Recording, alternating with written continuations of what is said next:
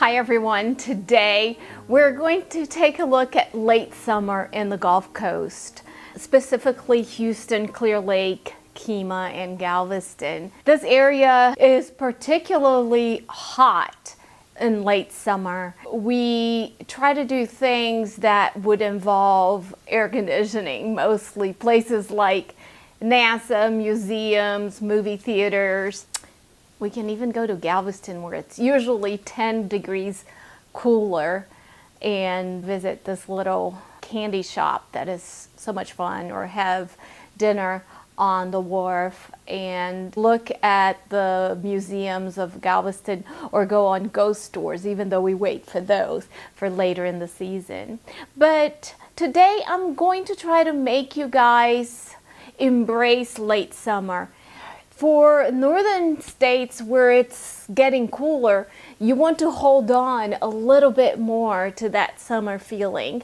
And I think I'm trying to do the same here in Houston. And I've come up with a few items that we can all use. And of course, I will describe for those of you who are curious about Houston in general, Texas, and the Gulf Coast area. My international friends, or my friends from the US who haven't visited Texas and its oppressing heat, but we can still have fun. We still find things to do here. Let's start with community festivals and traditions. Late summer in the Gulf Coast is marked by a unique blend of color, food, and unescapable humidity, often ignored but not forgotten by its residents who bravely enjoy community festivals. And from seafood festivals that celebrate the region's culinary heritage to music and arts events that showcase local talent, these gatherings foster a sense of togetherness and shared identity. Residents and visitors alike come together to dance, feast, and revel in this rich cultural heritage that defines the Gulf Coast.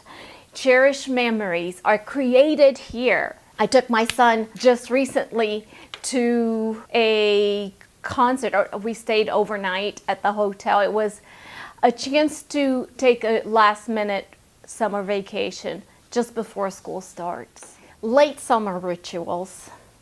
The lazy days of late summer are perfect for indulging in rituals that renew traditions.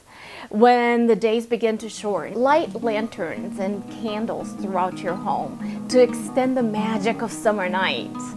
Dim the lights and write in your journal reflecting on summer memories. Enjoy a rocking chair and stargaze as crickets chirp and the cicada sing their last songs.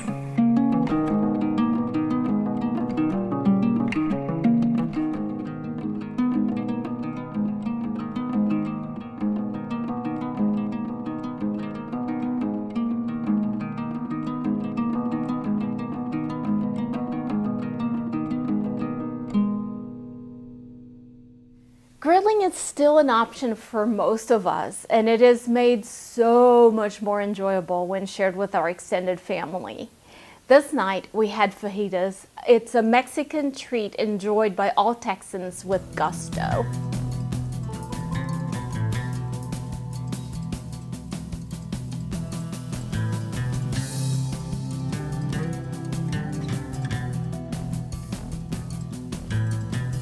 Don't let the waning summer days slip away unnoticed. Infuse your life with nostalgia and meaning by fully immersing yourself in its fleeting beauty. Let late summer rituals transport you to a magical place rooted in childhood summer's past. For your little ones, these are the good old days. Changing my beauty routine. To match my darker late summer complexion, I've adjusted my beauty routine to be more low maintenance. Instead of caking on layers of makeup, I'm opting for a natural minimal look with just a few multi-purpose products. I've swapped my full coverage foundation for a BB cream that evens out my skin tone with a darker shade, and then it has SPF and a dewy finish. A multi-use contour give my cheeks a sun-kissed glow and some depth to my eyes, while a tinted blush adds just a hint of color to my cheeks and lips. A strategic highlighter is never very far from my face.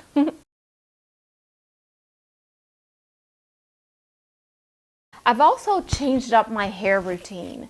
The sun and salt water dries my hair out more, so I'm using a gentle, low heat hair dryer to minimize damage. It has infrared light technology that helps smooth and shine my hair without blasting it with too much heat. I find that my hair feels much softer and looks shinier with this approach, but this particular hair dryer, as far as styling is concerned, is really best for straight, fine, or colored hair, and I would recommend it for that type of hair year-round. I honestly am mostly using it to dry my hair in a healthy way right now, but the styling power is not strong enough for my thick, coarse hair. A late summer garden retreat. We had a hot and rainless summer this year, yet in spite of the unyielding heat, my garden still emerges as a personal sanctuary. The resilient blooms and tattered foliage embody the words of Oscar Wilde. With freedom, flowers, books, and the moon, who could not be perfectly happy? As the sun rays paint the world in golden hues, the garden becomes a canvas of tranquility. Don't forget to fill in your water fountains, as the wildlife is still sometimes one of the best sources of water. My bees love it. Return to school, the beginning of a new cycle. While the scorching temperatures persist, educational institutions begin to open their doors once again. The echoes of back-to-school shopping and daily drop-off traffic remind us of the changing seasons. The return to classrooms and academic pursuits brings a sense of resilience and renewal, akin to the feelings that accompany the turning of leaves in other parts of the world. Our leaves don't turn until January, really. The anticipation of fall. As late summer wanes, there is an undeniable sense of anticipation for the approaching fall season. While the Gulf Coast's warm embrace lingers, there is an excitement in the air for cooler temperatures as the lower angle fall light starts to make its entrance just about now, letting us know that relief is near. This anticipation serves as a reminder that life is a continuum of beautiful moments, each season offering its own unique wonders and joy.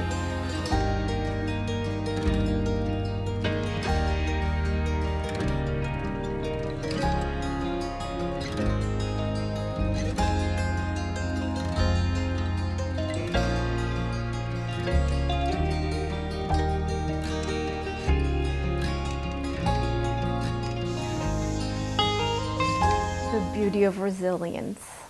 As the mercury holds steady, the spirit of late summer remains unwavering along the Gulf Coast, echoing the words of L.M. Montgomery.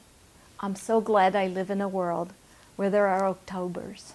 The anticipation of cooler days becomes a beacon of hope. The unyielding sun becomes a symbol of endurance, reminding us that both nature and humanity have the remarkable capacity not just to survive, but to flourish.